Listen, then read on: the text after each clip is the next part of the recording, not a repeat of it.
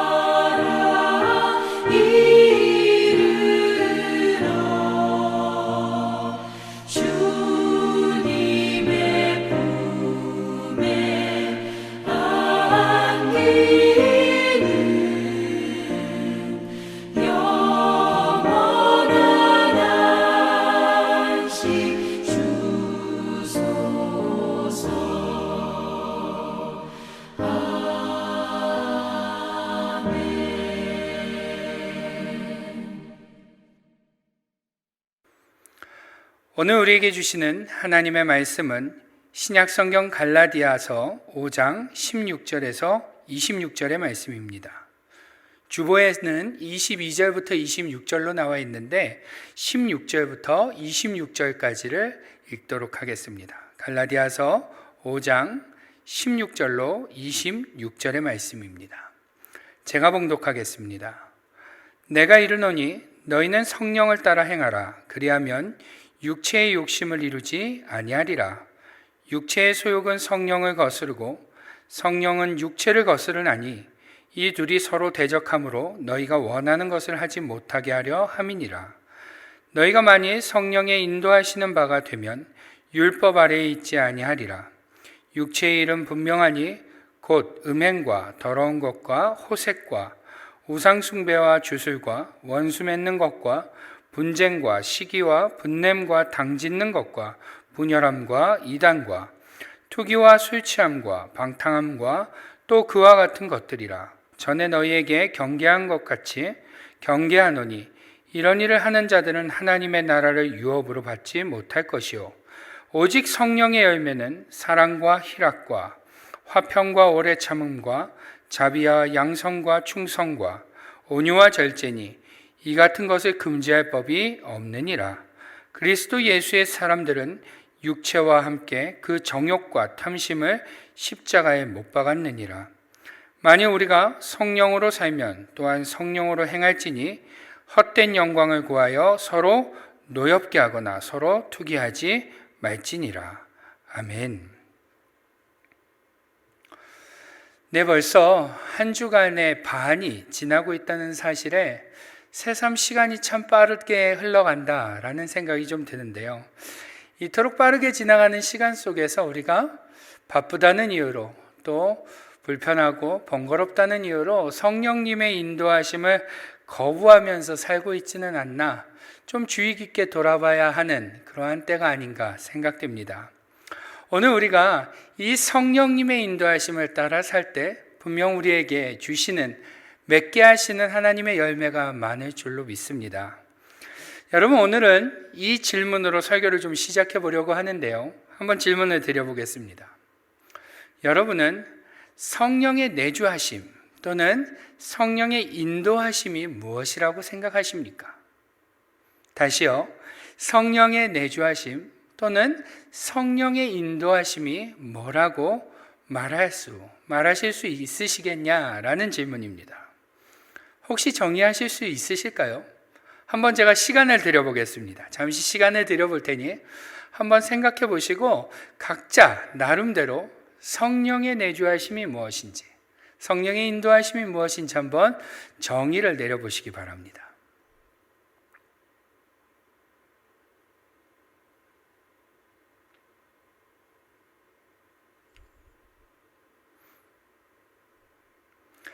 모두 답을 하셨습니까?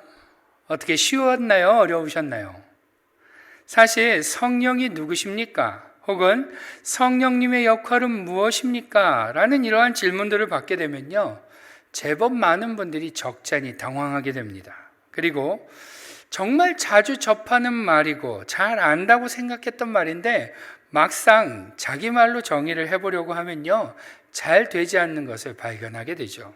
그래서 대개 성령의 내주하심이 뭐냐는 질문을 받게 되면 우리는요, 답을 못하거나 혹은 이 질문을 그대로 풀어서 답을 합니다. 하나님의 신, 성령님이 우리 안에 계시는 것입니다 정도로 아주 원론적으로 대답하게 되는 것이죠. 그리고 심지어 성령의 충만함이 무엇이냐라고 질문을 드려보면요, 우리가 아침마다 요즘 아침마다 사도행전을 보고 있는데 이 사도행전에 나오는 사도들과 같이 무슨 능력을 행하거나 기적을 보이거나 이러한 이미지를 떠올리거나 혹은 정반대로 알아들을 수 없는 말을 하고 이상한 행동을 하고 이상한 목소리를 하는 마치 광신도의 이미지를 이렇게 떠올리는 것이 일반이라는 것입니다. 한마디로 우리는 성령 충만, 성령의 내주하심, 성령의 인도하심, 이와 같은 말들을 굉장히 많이 접하고 굉장히 많이 듣고 알고 있는 듯 하지만 정작 그것이 무엇인지 어떤 것인지 정의하는 것에는 다소 어려움을 느낀다는 것입니다.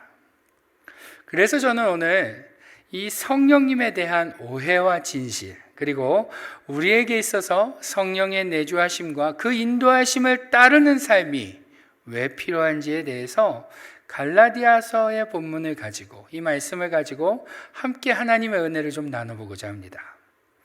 여러분, 오늘 본문을 보시면 바울은 갈라디아 지역에 있는 교회들에게 편지를 하며 성령의 열매들을 소개하는 것을 볼 수 있습니다. 우리가 흔히 말하는 성령의 9가지 열매들이 쭉 나열되어 있는 것을 볼 수 있죠.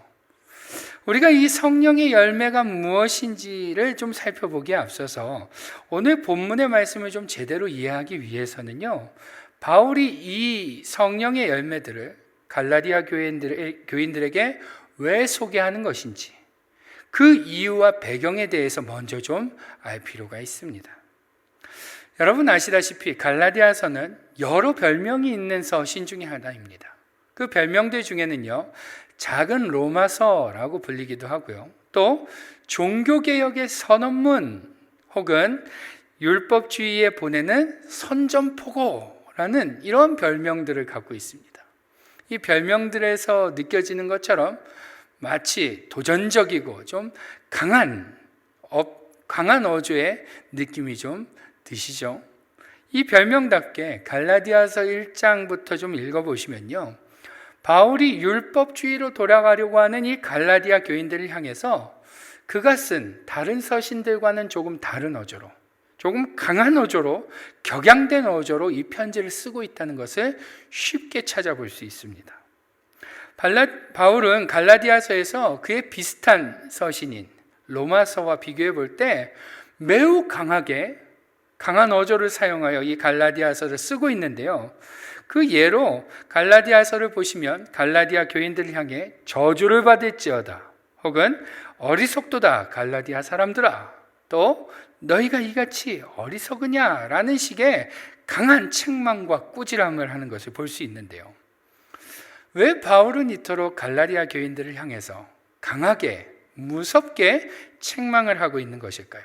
그 이유는요, 바로 그들이 방금 말씀드린 대로 이미 하나님의 은혜로 구원을 받게 되고 율법의 그 의무에서, 율법의 무게에서 자유롭게 되었음에도 불구하고 그들이 다른 가르침에 미혹되어서 다시 그 율법주의로 돌아가려고 했기 때문이다 라는 것입니다.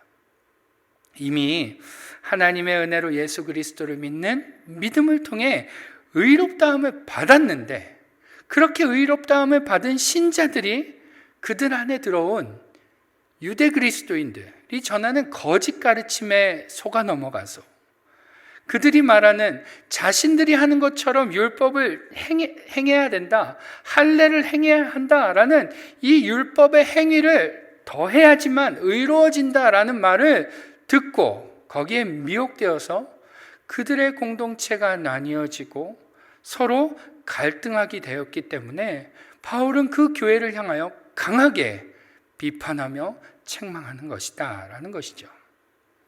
그래서 여러분 갈라디아서를 보시면 아시겠지만 갈라디아 교회는 크게 세 부류로 나뉘어진 것을 볼 수 있게 됩니다. 그 첫 번째 무리는 어떠한 부류일까요? 어떠한 무리가 이 갈라디아 교회에 나뉘어진 무리 중에 하나일까요? 바로 말씀드린 대로 유대 그리스도인들의 말을 따라 율법의 행위를 의로워지는 방편으로 믿었던 자들입니다. 자신들이 믿는 복음 위에, 복음을 거부하는 것이 아니라 그 예수 그리스도의 복음 위에 율법이라는 행위를 덧붙여야지만 의로워진다라고 믿었던 자들의 모임, 그 무리들이 이 갈라디아 교인들 중에 한 부류였습니다. 그들은 예수 그리스도의 복음을 인정하면서도 거기에 율법의 의무를 더하여서 율법을 지킴으로, 할례를 행함으로, 절기를 지킴으로 의로움을 완성하려는 무리였습니다. 그랬기에 그들은 공동체 안에서 다른 지체들에게 무엇을 강요할 수밖에 없습니까? 율법의 행위를 강요할 수밖에 없었던 것입니다. 또 율법의 기준으로 그 자신의 형제들을 제단하는 그러한 일들을 서슴지 않고 했죠. 그로 인해서 갈라디아 교인들 안에 갈등을 야기시키는 무리가 될 수밖에 없었다라는 것입니다. 또 두 번째, 갈라디아 교회에는 어떠한 무리가 있었을까요? 앞에서 본 이 유대 그리스도인들의 가르침을 정면으로 부인하고 급진적으로 나간 일부 이방인 무리가 있었습니다. 이들은 율법 폐기론자들이라고도 부를 수 있는데요, 그들에게는 율법이 없을 뿐더러 이미 믿음으로 의롭게 되었기 때문에 더 이상 자신들을 억압할 수 있는 법은 없다라고 여기면서 어떻게 삽니까? 쾌락을 추구하면서 사는 자들이었습니다. 쾌락을 추구하며 방종했던 무리였죠. 그랬기 때문에 이들은 교회의 질서를 어지럽히고요, 덕이 되지 못한 삶을 보여주고 믿음이 있다고 하지만 하나님께 무분별하게 범죄하는 그러한 무리였다라는 것입니다. 그렇다면 세 번째, 갈라디아 교회에 있던 무리들 중에 마지막 세 번째 무리는 어떤 무리였을까요? 당연히 바울의 가르침대로 율법의 의무에서 하나님의 은혜로 자유롭게 되었으며 믿음으로 의롭게 된다는 사실을 믿고 그에 걸맞게 사는 사람들도 더러 있었습니다. 결국 갈라디아 교회는 아이러니하게도요, 이 세 부류의 무리가 서로 갈등하고 분쟁함으로 인해서 교회의 본질을 잃어버리고 있었던 것입니다. 그러니 오직 예수 그리스도를 믿는 믿음으로 말미암아 의롭게 된다는 이 진리 위에 교회를 세웠던, 갈라디아의 교회들을 세웠던 바울의 입장에서 이러한 갈라디아 교회의 상황들은 속 터지는 상황이 아닐 수 없었다라는 것입니다. 그래서 오늘 본문의 바울은요, 5장 1절과 3절 4절을 보시면 먼저 거짓 가르침을 따르던 무리들을 향해 이렇게 이야기를 합니다. 우리 한번 1절과 3절 4절을 같이 한번 읽어보도록 하겠습니다. 시작. 그리스도께서 우리를 자유롭게 하려고 자유를 주셨으니 그러므로 굳건하게 서서 다시는 종의 멍에를 매지 말라. 3절 4절. 내가 할례를 받는 각 사람에게 다시 증언하노니 그는 율법 전체를 행할 의무를 가진 자라. 율법 안에서 의롭다함을 얻으려 하는 너희는 그리스도에게서 끊어지고 은혜에서 떨어진 자로다. 아멘.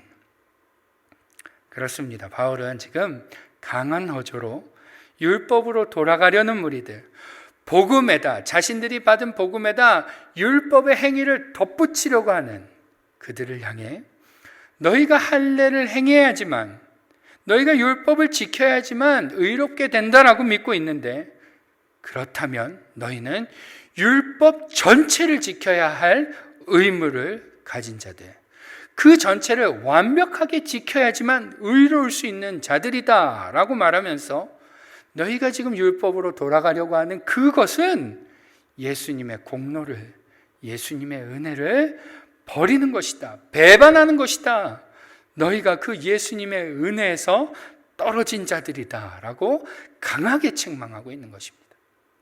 그러면서 5절과 6절을 보시면 이어서 이렇게 이야기를 하는데요, 우리가 성령으로 믿음을 따라 의의 소망을 기다리노니 그리스도 예수 안에서는 할례나 무할례나 효력이 없으되 사람으로서 역사하는 믿음뿐이니라. 아멘. 무슨 말입니까? 율법을 행함으로, 육체의 행위로 의로워지는 것이 아니라 성령님이 우리 안에서 우리가 그토록 바라던 그 의를 믿음을 통해 장차 완성하신다는 사실을 말하는 것입니다. 그리고 그 믿음이라는 것은 할례나 무할례 같은 그러한 행위로 드러나는 것이 아니라 사랑이라는 방식으로 드러난다라고 설명하고 있는 것이죠. 다시 말하면 바울은 율법을 추가로 지켜 의로움을 완성하려는 자들을 향해 의로움은 성령님으로부터 믿음을 통해 주어지는 것이다 라고 분명히 증언하고 있다라는 것입니다. 이해가 되시나요? 그리고 이어서 이번에 바울은요, 두 번째 무리, 아까 두 번째 무리가 어떠한 무리라고 말씀드렸죠? 네, 방종하는 무리들. 이미 본인들은 자유하게 되었으니 율법도 필요 없고 아무렇게나 살아도 된다라고 생각하는 그 방종하는 무리들을 향해 두 번째로 경고를 하는데요, 13절을 보시면 이렇게 이야기를 합니다. 같이 한번 읽어보죠. 시작. 형제들아, 너희가 자유를 위하여 부르심을 입었으나 그러나 그 자유로 육체의 기회를 삼지 말고 오직 사랑으로 서로 종노릇하라. 아멘. 그렇습니다. 너희가 자유인이 된 것이 맞다. 너희가 자유를 통해 자유를 육체의 소욕을 이루는데 쓰지 말아야 한다. 너희는 자유인이 되었지만 그 자유를 육체의 소욕을 이루는데 쓰지 말고 오로지 어떻게 해야 된다? 서로 종노릇하는데 그 자유를 사용해야 한다라고 권면하는 것입니다. 그러면서 우리가 잘 아는 말씀을 이어서 하는데요, 우리 16절 17절 말씀도 같이 한번 읽어보죠. 시작. 내가 이르노니 너희는 성령을 따라 행하라. 그리하면 육체의 욕심을 이루지 아니하리라. 육체의 소욕은 성령을 거스르고 성령은 육체를 거스르나니 이 둘이 서로 대적하므로 너희가 원하는 것을 하지 못하게 하려 함이니라. 아멘. 그렇습니다. 성령을 따라 성령의 인도하심을 따르면 그 육체의 소욕을 이루지 않게 될 것이다 라고 선언한다는 것이죠. 정리하자면요, 바울은 이 두 부류, 두 무리, 첫째는 거짓 가르침, 거짓 복음을, 다른 복음을 따라 율법으로 돌아가려는 이 부류와 또 정반대로 율법은 필요 없고 아무렇게나 방종을 일삼는 삶을 사는 그 부류를 향해서 다른 여러 말이 아니라 딱 하나의 말을 한다는 것입니다. 너희는 성령의 내주하심을 믿고 어떻게 해라? 그 성령의 인도하심을 따라 행하라 라고 말한다는 것이죠. 서로 증상은 다르지만, 서로 증상은 각기 다르지만 처방은 무엇입니까? 하나라는 것입니다. 그 처방은 바로 성령의 내주하심을 믿고 성령의 인도하심을 따라 살아라, 행하라 라는 것이죠. 여러분, 이 말을 바꿔 말하면요, 너희가 성령의 내주하심과 인도하심을 따라야지만 비로소 의롭다함을 얻을 수도 있고 또 하나님이 원하시는 그 의로운 삶을 살 수도 있다라고 말하는 것입니다.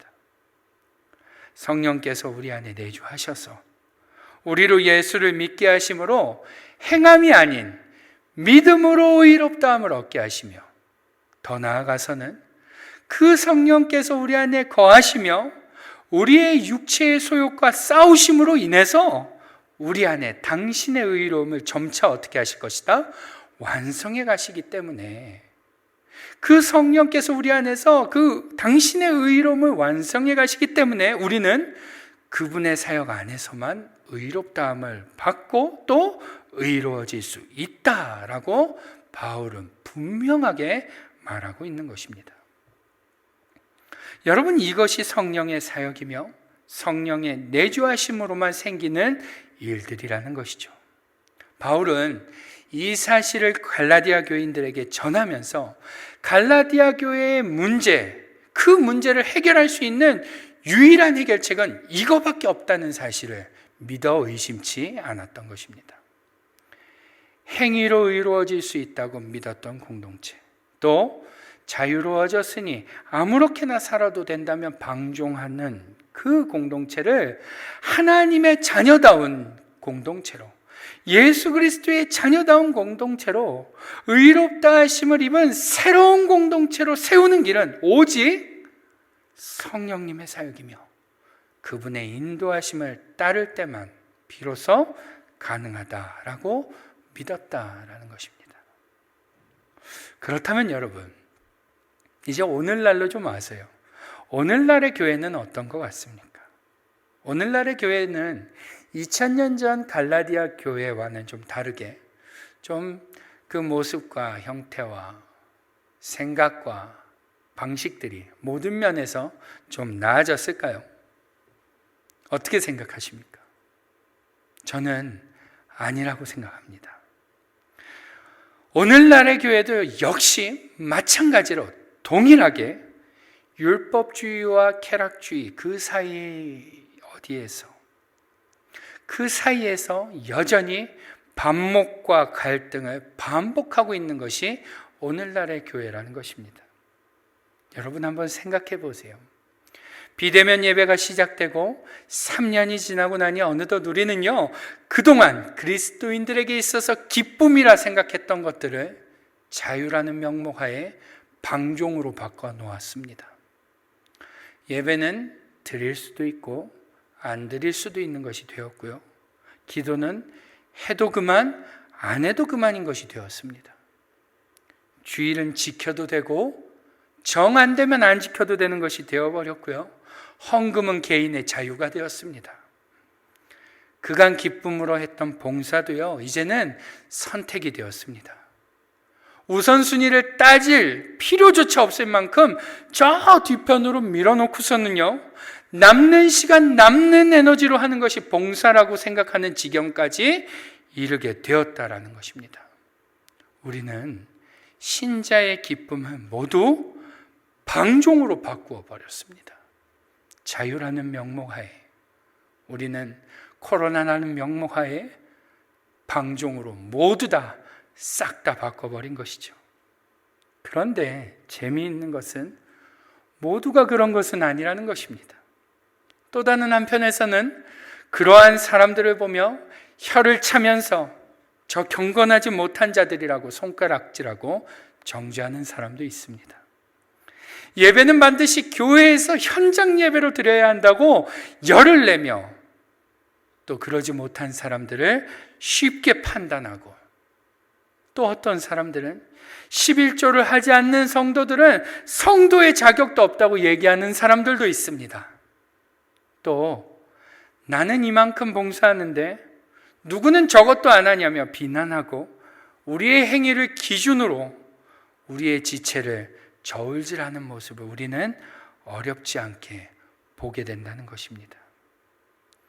오늘날 우리 역시 2000년 전 갈라디아 교회와 같이 동일하게 여전히 율법주의와 쾌락주의 그 사이 어디쯤에서 갈등하며 교회의 본질을 놓치고 있다는 것이죠.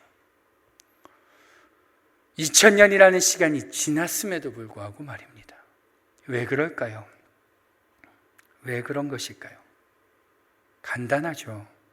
오늘 본문의 말씀을 빌리자면 우리의 교회들이 육체의 소욕을 따라 행하고 성령을 따라 행하지 않기 때문이라 말할 수 있습니다. 우리가 육체의 소욕을 대적하시는 성령님의 인도하심을 따라 살아야 되는데 도리어 그 성령님의 인도하심을 거부하고 우리와 우리의 교회들이 육체의 소욕을 따라 살다 보니 아무리 노력해도 안 되는 것입니다. 아무리 갈등하지 않으려고 하고, 아무리 당을 짓지 않으려고 하고, 아무리 비난하지 않으려 하고, 아무리 분쟁하지 않고 원수 맺지 않으려고 하지만 안 돼요. 왜요? 그 근본이 여전히 육체이기 때문에 그렇습니다. 우리의 근본이 여전히 육체에 있기 때문에 그렇다라는 것이죠. 여러분, 성경에서 말하는 육체는요, 이 몸을 의미하는 것이 아닙니다.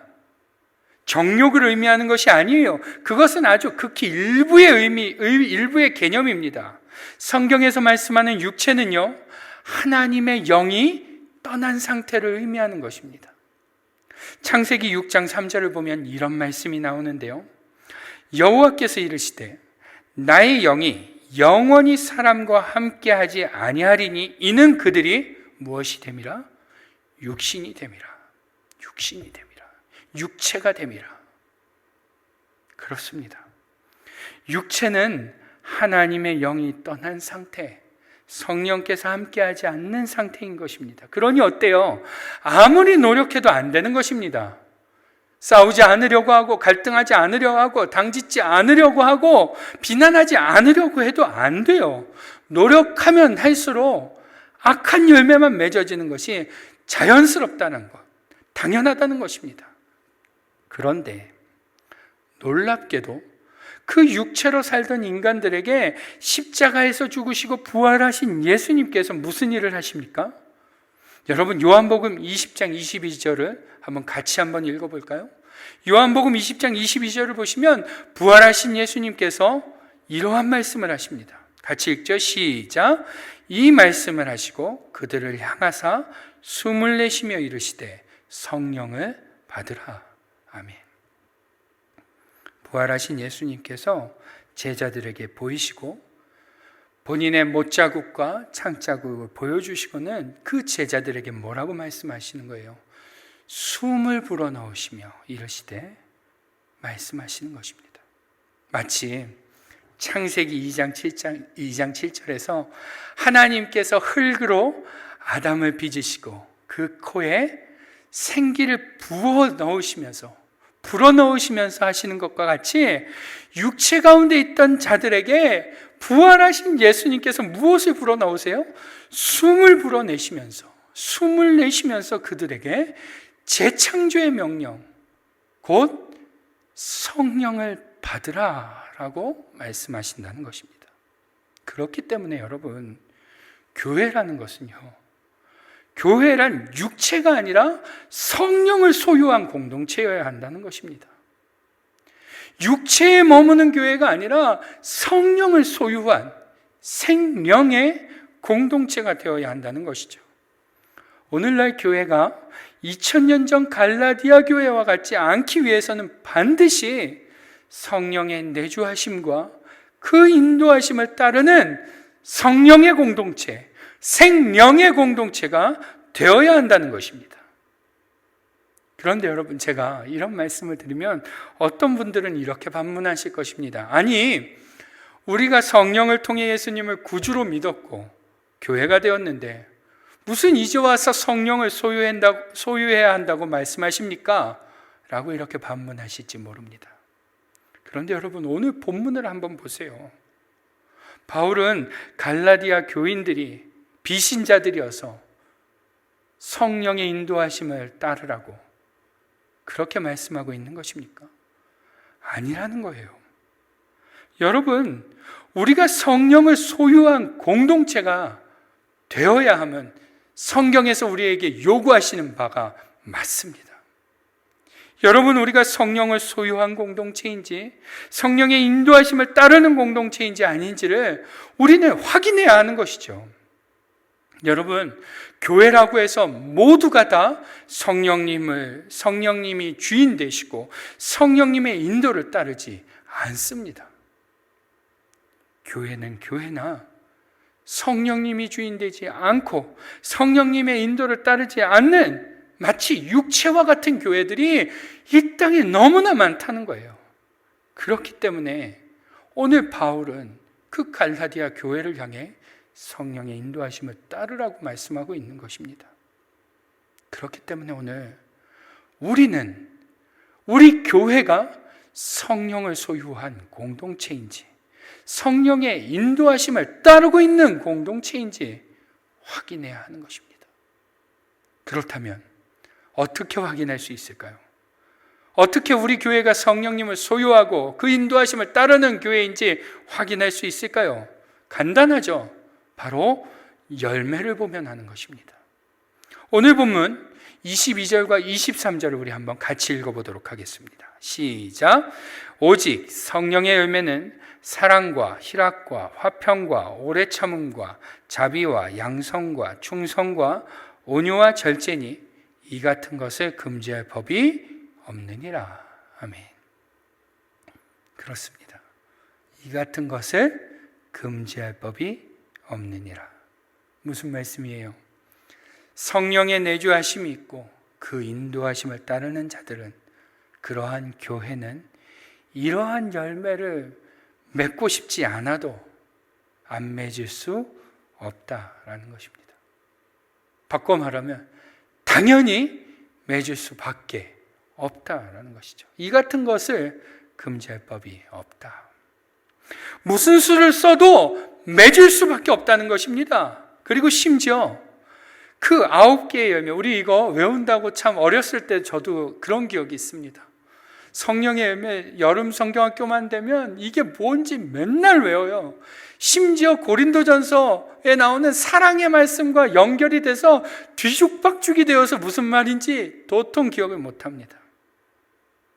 이 성령의 9가지 열매, 이 열매를 성령의 내주하심이 있고 그 인도하심을 따르는 자들은, 따르는 교회는 맺을 수밖에 없는데 그 중에 일부만 맺는다는 게 아닙니다. 오늘 말씀을 한번 잘 보세요. 22절에 성령의 열매는 이라고 표현이 되죠. 무슨 말이냐면 헬라어를 봐도 그렇고요, 영어 번역본을 봐도 그렇고, 오늘 우리 개역개정 버전을 봐도 동일하게 성령의 9가지 열매들은 이라고 표현하지 않고, 복수로 표현하지 않고 단수로 표현한다는 거예요. 열매는. 이 말은요, 성령의 내주하심이 있고 그분의 인도를 따르는 사람은 사랑과 희락과 화평과 오래 참음과 자비와 양성과 충성과 온유와 절제, 이 모든 것을 한 열매로 마치 포도송이와 같이 그들의 삶 속에, 그들의 시간 속에 주렁주렁 맺을 수밖에 없다라는 것입니다. 그 중에 몇 개만 맺는 게 아니라 당연히 이 모든 것이 맺어진다라는 것이죠.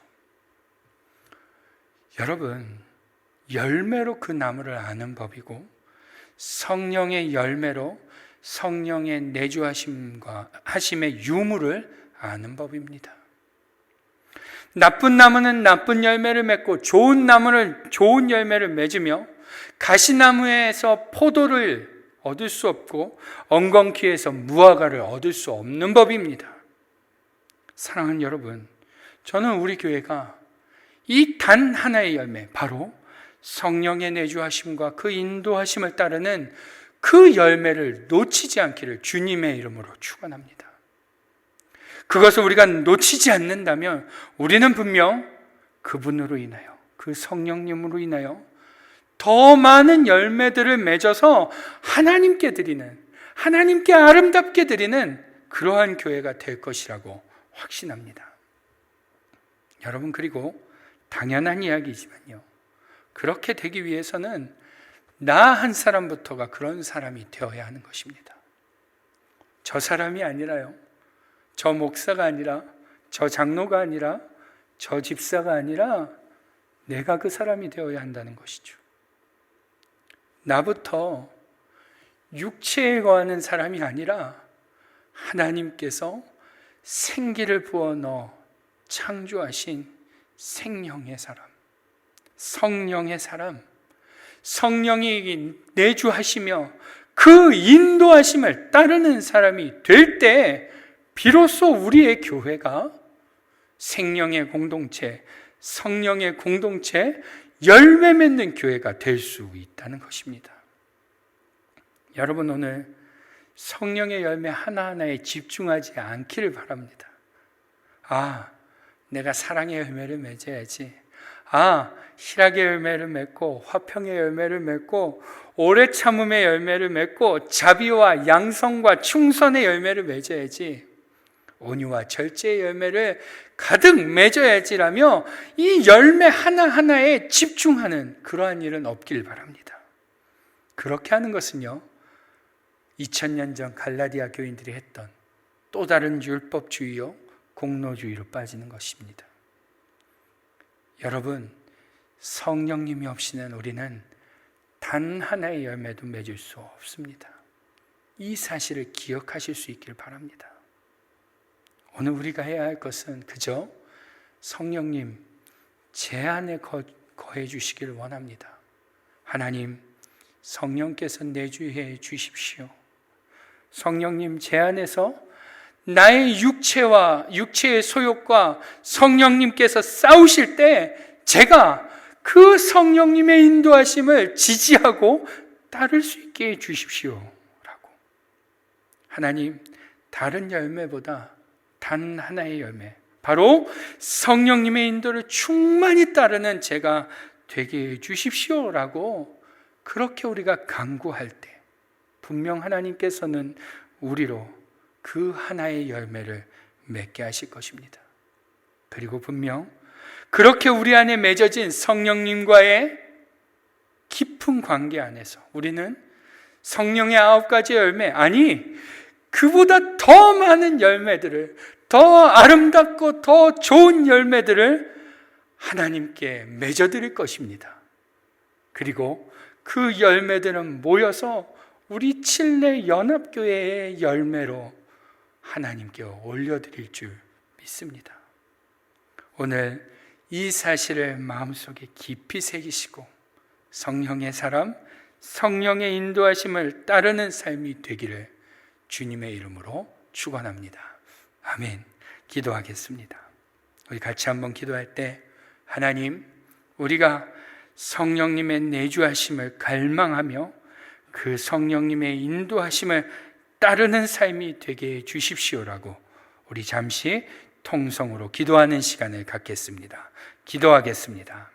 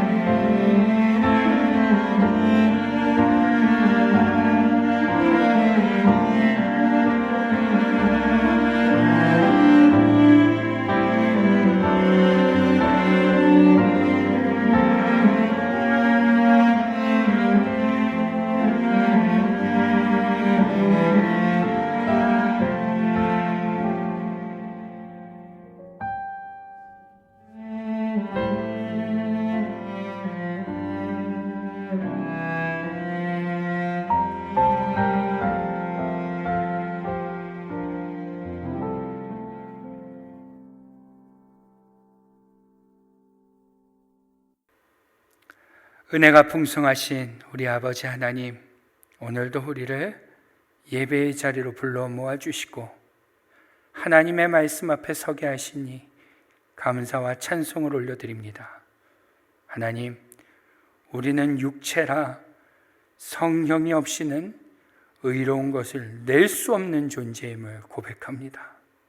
하나님, 바라기는 우리가 다른 어떠한 열매를 맺는 것에 집중하는 것이 아니라 내 안에 그 성령님이 계시도록 그것을 사모하며, 또 성령님께서 우리의 육체의 소욕과 싸우실 때 그 성령님의 인도하심을 지지하며 따를 수 있는 그러한 영적으로 민감한 자들이 되기를 하나님 바라오니, 주께서 그러한 은혜를 우리에게 베풀어 주시고 그 성령님과의 깊은 관계 안에서 주님이 맺게 하시는 열매들을 맺는 그러한 우리가, 그러한 우리 교회가 되게 하여 주옵소서.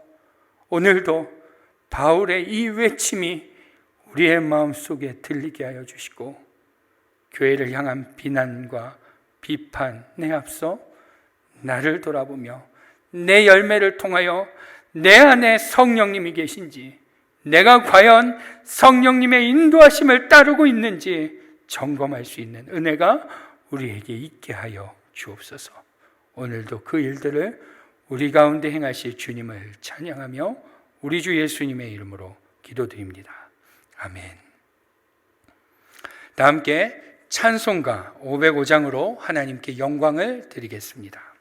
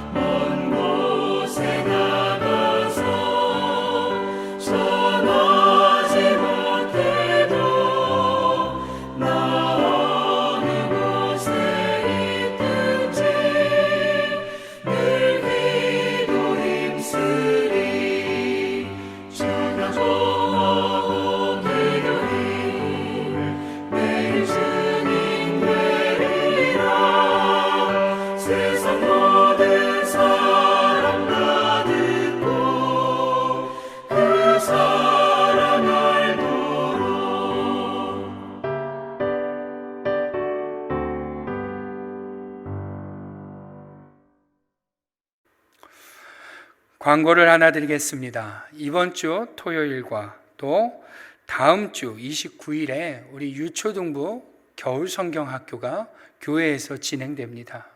이를 위해서 우리 성도님들께서는 기도해 주시고 관심 가져주시고 또 마음 써주시기를 부탁드립니다.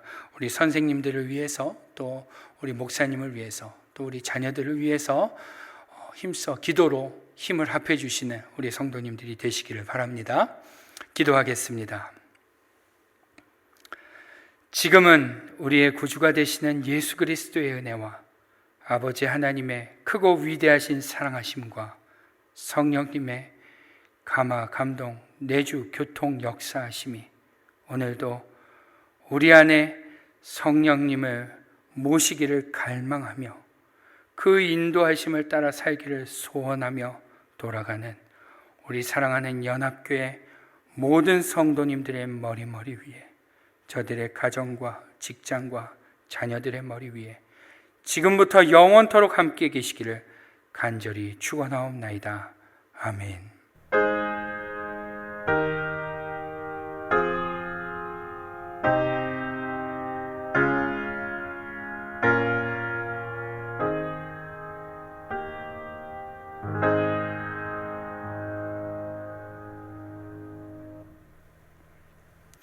예배를 마쳤습니다. 남은 한 주도 주님의 은혜 가운데서 성령님의 인도하심을 따라 사는 저와 여러분이 될 수 있기를 바랍니다.